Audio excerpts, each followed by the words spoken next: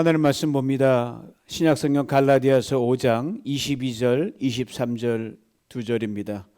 갈라디아서 5장 22절 23절 제가 읽어드립니다. 오직 성령의 열매는 사랑과 희락과 화평과 오래 참음과 자비와 양성과 충성과 온유와 절제니 이 같은 것을 금지할 법이 없느니라. 아멘. 고린도후서 5장 17절 이런 귀한 말씀이 있습니다. 그런즉 누구든지 그리스도 안에 있으면 새로운 피조물이라. 이전 것은 지나갔으니 보라 새 것이 되었도다. 새로운 피조물, 즉 새로운 존재가 되었다는 말입니다. 이 말씀과 함께 살펴봐야 할 병행 구절이 있습니다. 고린도후서 4장 7절입니다. 우리가 이 보배를 질그릇에 가졌으니 이는 심히 큰 능력은 하나님께 있고 우리에게 있지 아니함을 알게 하려 함이라. 새로운 피조물이라고 했습니다. 죄련에 죽게 된 우리들이 예수 그리스도의 십자가의 구속으로 영원한 생명을 얻어 다시 태어난 존재가 되었다는 말입니다. 여러분 부모님 자궁에 태어났죠? 첫 번째 태생이요. 예수 그리스도의 그 구속의 은혜로 다 영으로 태어난 것, 우리는 출생을 2번 경험한 사람들이란 말입니다. 이 보배를 질그릇에 가졌다고 했습니다. 우리 다 아시다시피 질그릇같이 깨지기 쉬운 존재입니다. 부서지기 쉬운 존재입니다. 육신 자체가 흙으로 지어졌기에 부서지고 깨어집니다. 그러다 죽을 수밖에 없습니다. 이런 육체 속에 영원한 생명이신 예수 그리스도의 영을 가지게 되었다는 말입니다. 우리 보통 존재가 아닙니다. 예수 그리스도의 영은 하나님의 영, 성령입니다. 그런데 예수 그리스도의 영인 성령이 우리 안에 계심으로 인해 우리에게 심각한 고민이 생기게 됐습니다. 전에는 그런 고민이 없었어요. 모르니까. 그리스도의 영이 없으니까. 피할 수 없는 갈등이 우리는 있고 평생 이어질 수밖에 없습니다. 무슨 갈등입니까? 육체의 소욕과 성령의 소욕 간의 갈등입니다. 파워 인카운터예요. 두 힘이 맞부딪혀 싸웁니다. 어느 하나가 죽어야 돼요. 존 스토트 목사님 이 갈등을 이렇게 표현했습니다. 그리스도의 갈등은 맹렬하고 견디기 어려우며 끊임없이 일어난다. 그리고 이 갈등은 그리스도인이 혼자 힘으로는 도저히 승리할 수 없는 갈등이다. 육체의 소욕을 따르면 저급한 육체의 욕망의 노예가 되어 살아갑니다. 가장 쉬운 길입니다. 그러나 그러는 열매는 아주 비참합니다. 음행, 더러운 것, 호색, 우상숭배, 주술, 점치는 것, 날짜 잡는 것, 원수 맺는 것, 분쟁, 시기, 분냄, 당짓기, 분열, 이단, 투기, 술취함, 그리고 방탕함입니다. 그러나 성령의 소욕을 따르면 힘들지만 그쪽을 따르면 오늘 본문의 말씀대로 성령의 이끌림 바 되고 내 힘이 아니라 주님이 이끄시는 대로 차원 높은 그런 경제 삶을 살 수 있고 그에 따른 열매를 맺게 됩니다. 사랑과 희락과 화평과 오래 참음과 자비와 양성과 충성과 온유와 절제. 누가 예수를 잘 믿는 사람입니까? 보배이신 예수 그리스도가 내 안에 있다는 것이 삶에서 증거로 나타나는 사람입니다. 무슨 증거입니까? 성령의 열매가 삶에서 나타나는 것이고 증거입니다. 그러므로 그리스도인 우리들은 혼자 있을 때에도 이 열매가 나타나야 됩니다. 가장 가까운 관계 속에서 이 열매가 두드러지게 나타나야 됩니다. 나와 직접적인 관계가 없는 먼 데 있는 사람들에게도 이 열매가 보여지고 소문으로 들려져야 됩니다. 주님께서 이 땅에 계실 때 제자들에게 이런 말씀을 하셨습니다. 속에 가득한 것이 밖으로 나온다. 늘 웃는 얼굴을 하는 사람이 있어요. 저에게도 그런 분들 참 많아요. 그 사람에겐 이미 마음속에 웃음이 가득 차 있기 때문에 웃지 않으면 견딜 수가 없는 거예요. 늘 환한 얼굴을 하는 사람이 있습니다. 저에게는 그런 분들이 거의 없는 것 같아요. 그 사람에게는 마음에 이미 불만이 가득 차 있기 때문입니다. 성령의 열매도 마찬가지입니다. 속에 그런 열매가 가득 차 있을 때 비로소 밖으로 나오게 되어 있습니다. 제가 잘 익은 홍시를 참 좋아합니다. 집사람이 마켓에 사오면 우리 선반이 올려놓으면 아주 잘 벌게 익어가지고 아주 맛있습니다. 잘 익은 홍시 그냥 가만둬도요 껍질이 찢어지면서 그 안에 있는 감이 줄줄줄 흘러나옵니다. 성령의 열매도 이와 똑같습니다. 오늘 본문에서 열매라는 단어가 단수로 되어 있습니다. 그러니까 성령의 9가지 열매가 서로 다른 9개의 열매가 있다는 말이 아니에요. 한 개의 열매 속에 9가지의 요소들이 담겨져 있다는 말씀입니다. 그러니까 나는 사랑의 열매는 있는데 충성의 열매는 없다? 이런 말은 성립이 안 됩니다. 조금이라도 있어야 됩니다. 사랑의 열매가 있으면 충성의 열매도 자연스럽게 나오게 되어 있어요. 그 안에 다 포함되어 있으니까. 따로따로가 아닙니다. 다만 우리 각자에게 이 9가지 요소들이 얼마나 충실하게 배어 있느냐, 얼마나 충만하냐, 이것만 다를 뿐입니다. 물론 각 요소마다 충실도와 충만도가 다를 수 있습니다. 여러분 컴퓨터 프린터 그 잉크가 다 되면 디플리션이라는 사인이 나오거든요. 이렇게 딱 사인해 보면 꽉 차 있는 그런 게 있고 어떤 거는 잉크가 저 고갈돼 가지고 바닥인 경우가 있거든요. 그런 거죠. 충만하냐 밑바닥에 깔려 있느냐. 우리 각자의 성품과 개성과 성격, 그리고 주어진 상황, 노력 여하에 따라 저마다 다르기 때문입니다. 9가지 열매들을 하나씩 살펴보기 전에 간단히 먼저 구분해 볼 필요가 있습니다. 9가지 열매들이 세 묶음으로 묶어져 있습니다. 첫째는 하나님에 대한 우리의 관계를 담고 있습니다. 사랑과 희락과 화평입니다. 둘째는 이웃에 대한 우리의 관계입니다. 오래 참음과 자비와 양선입니다. 셋째는 나 자신과의 관계입니다. 홀로 있을 때도 그래야 되니까 충성과 온유와 절제입니다. 이 열매가 없으면요, 내가 육체의 소욕대로만 살아가는 육주도적인 그리스도인란 말이 됩니다. 열매가 전혀 없는 그리스도인이 있을까요?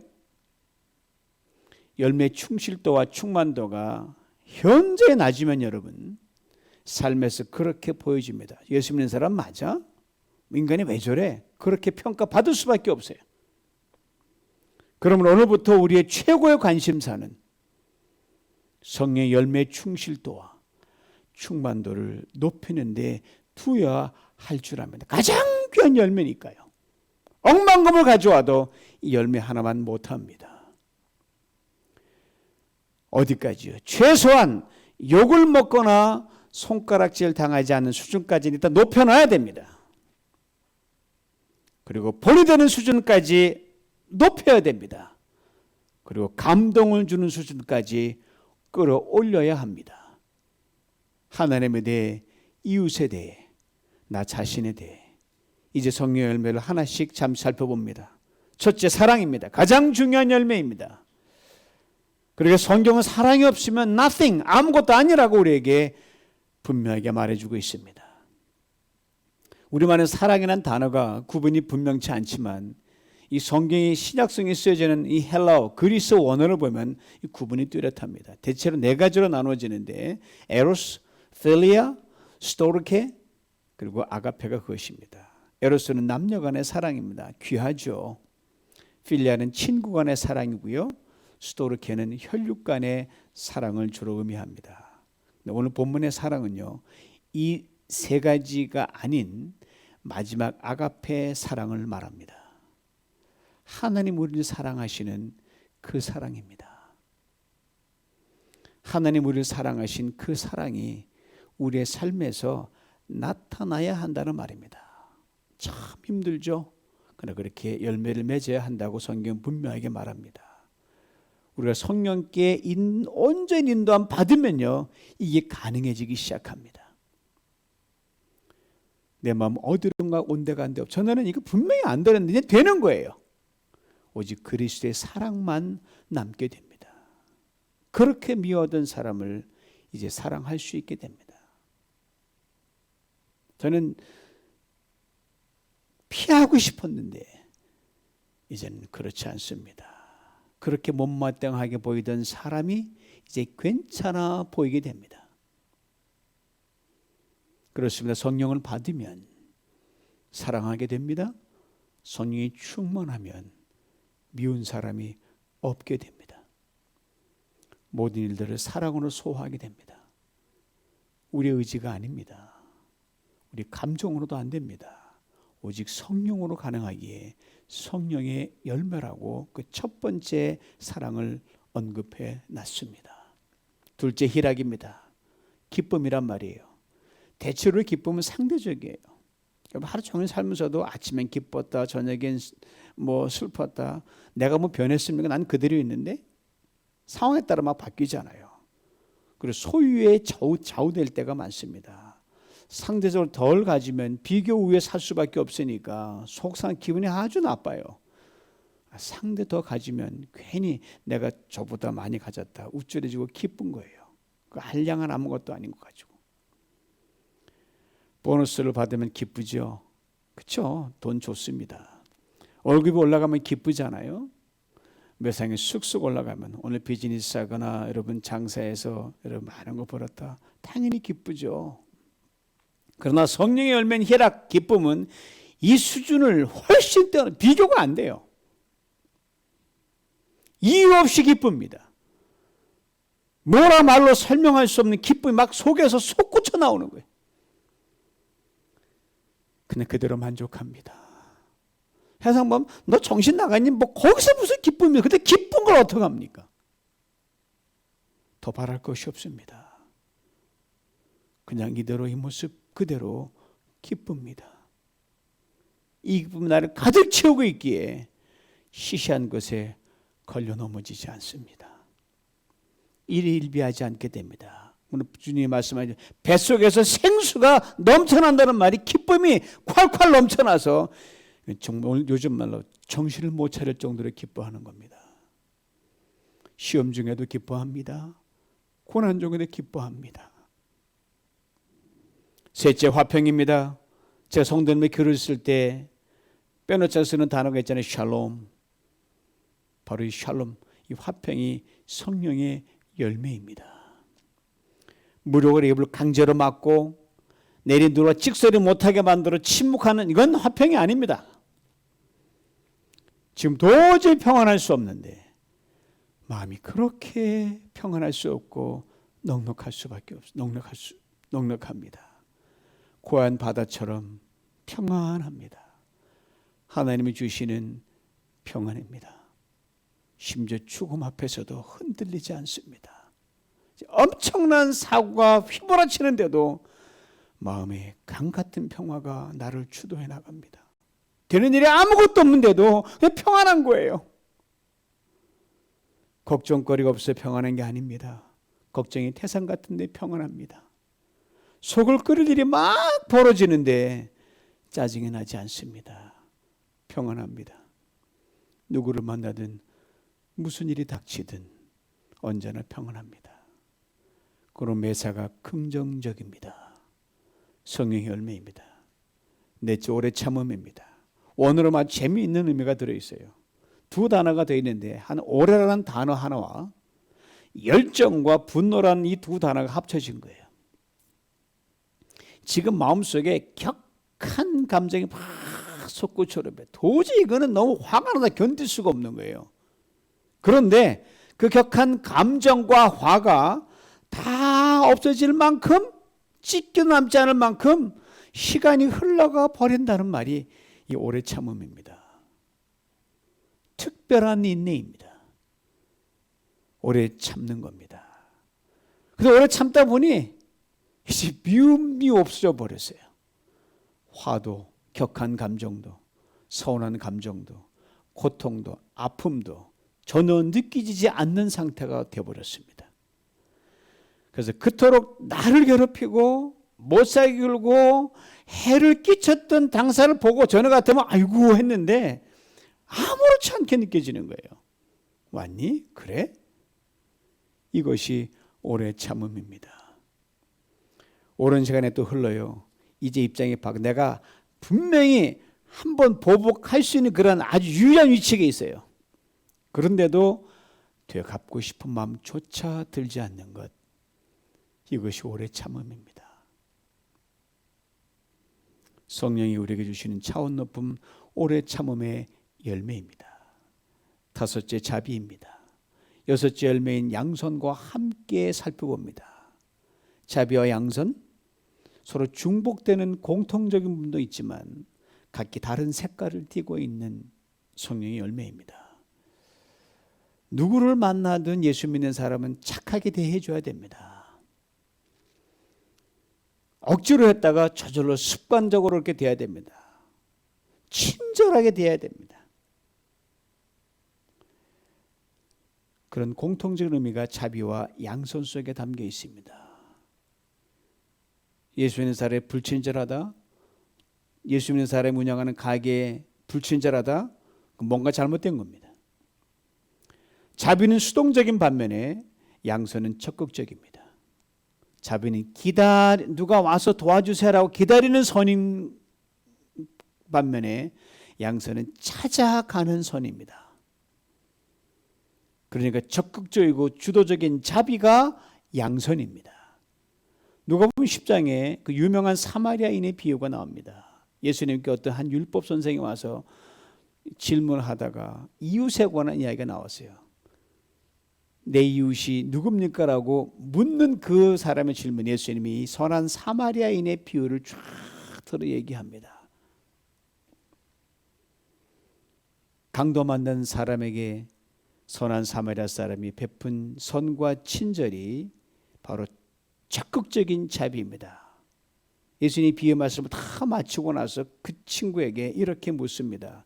내 생각에는 이 세 사람 중에 제사장, 레위, 선한 사람이 세 사람 중에 누가 강도 만난 자의 이웃이겠느냐? 율법 선생이 이렇게 말합니다. 자비를 베푼 자니이다. 그래서 주님이 이렇게 말씀하십니다. 가서 너도 이와 같이 하라. 자신도 강도를 당할 수도 있다는 위험이 도사리는 그 현장에서 목숨 걸고 다가가서 베푼 친절과 선, 이게 어떻게 인간적인 의지로 가능하겠습니까? 성령으로 충만할 때 비로소 나오는 열매입니다. 그냥 가서 내가 다 퍼주고 나 빈소 돌아오는 것, 이거 쉬운 일 아닙니다, 여러분. 성령으로 충만할 때 그 베품이 가능한 겁니다. 또 그렇게 돼야 된다고 오늘 보면 우리가 분명히 말씀하고 있습니다. 일곱째, 충성입니다. 믿음과 동의어입니다. 진실입니다. 진정한 믿음, 진실, 정직은 성령에 충만할 때 비로소 나옵니다. 가장 근본적인 믿음과 진실, 정직은 내게 먼저 출발해야 됩니다. 내가 진실되지 못합니다. 내가 길이 아닌 길을 갑니다. 내 정직하지 못합니다.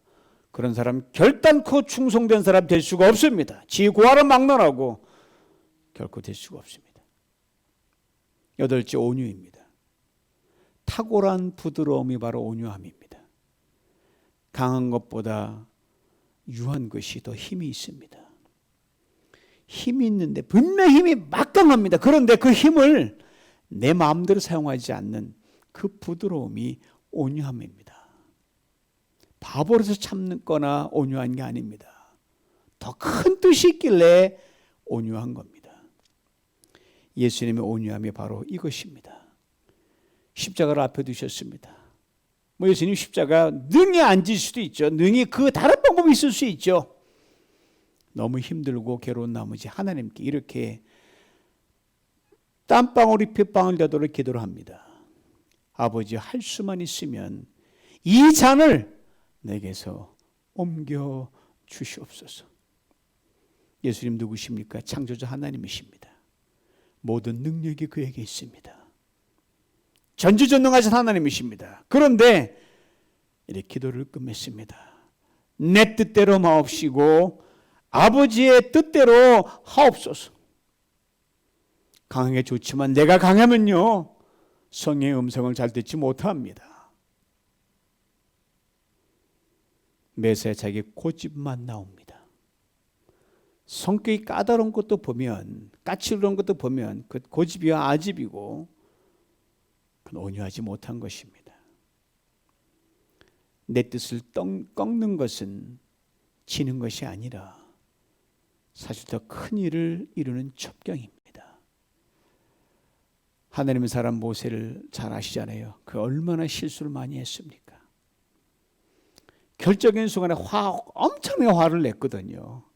그것 때문에 그토록 꿈에 그리던 가나안 땅을 그가 밟지 못합니다. 그러나 성경 그에 대해 놀라운 사실을 우리에게 증거해 줍니다. 민수기 12장 3절 말씀입니다. 이 사람 모세는 온유함이 지면의 모든 사람보다 더하더라. 아마 사람이 들을 수 있는 인정과 칭찬 중에 아마 최고가 아닐까 생각합니다. 저도 가장 힘쓰는 게 온유함입니다. 마지막으로 절제입니다. 절제란 자기 다스림입니다. 잠언 16장 32절에 이런 말씀이 있습니다. 노하기를 더디하는 자는 용사보다 낫고 자기 마음을 다스리는 자는 성을 빼앗는 자보다 나으니라. 또 이런 격언이 있어요. 최고의 부자는 누구냐? 있는 것으로 만족하는 사람이 최고의 부자다. 가장 지혜로운 사람은 누구냐? 모든 것으로부터 자유한 사람이다. 배우는 사람이다. 그리고 가장 강한 자는 누구냐? 자기를 이기는 사람이라고 했습니다. 예수님 주자 베드로를 보세요. 그 자기를 다스리지 못해서 얼마나 많이 넘어지고 무너지고 흔들거렸는지 모릅니다. 그러나 성령이 충만할 때 비로소 그는 자기를 다스릴 수 있었고 도망자에서 충성된 자로 주님이신 십자가 제대로 질 수 없고 거꾸로 매달려 죽음을 당했던 그 사람이 되었습니다.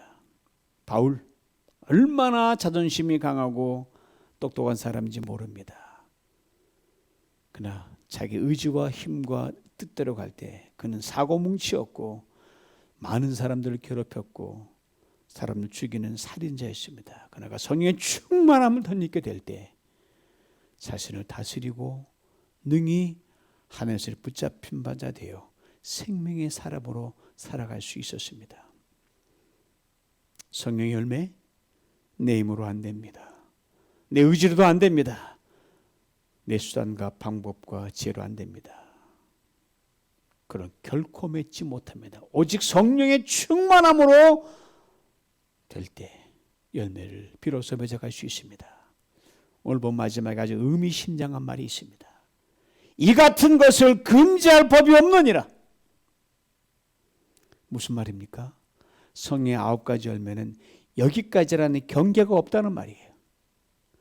이만큼 사랑하면 되지 않아? 뭐 더 어떻게 더 하란 말이야.